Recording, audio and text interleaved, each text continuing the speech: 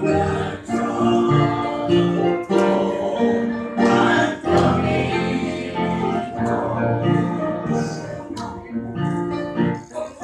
long ago, this preacher just closed down the revival.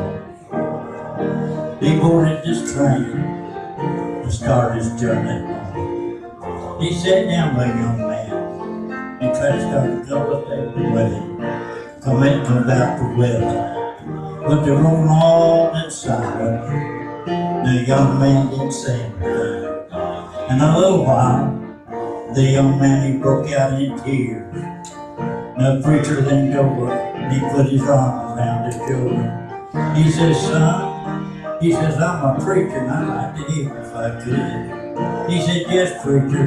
You see, I've got to talk to someone. You see, about 2 years ago, I had grown so weak that I even went as far as to strike my head with my feet. He says, son, he said, you've grown so wicked now. You're going to have to leave home. You're about to wear your poor mother to death. So you see, preacher, for the past 2 years, I've roamed this whole world over. But on 2 weeks ago, at an old-fashioned altar, I got down on my knees, and the good Lord saved my soul.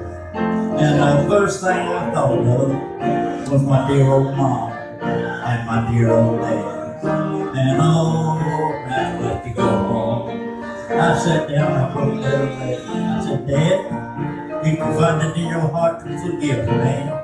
Oh, I'd like to come home. And if you could find it in your heart to forgive me, I would be on this train.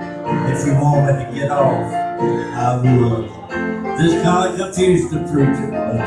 He says, son, he said, just how do you know that you're going to be welcome home? He said, preacher, for about all of my life, I live with these old railroad tracks. And down beside these old railroad tracks, there's an old rundown shack. And out behind this shack, there's an old apple tree. Now I told Dad, if he could find it in his heart to forgive me, just to hang a white flag on top of the old tree, then I would know then to get off of this train. In a little while, the young man says, I'm always torn, preacher, I just can't bear the Lord. Almost torn, preacher, I just can't bear the Lord. The preacher says, son, he says, do you want me to look for your dog or your eyes? He said, yes, I do, preacher. The preacher leaned over. He wiped the dust from the old window pane of that train. He looked back at the young man and a great old big smile came over his face.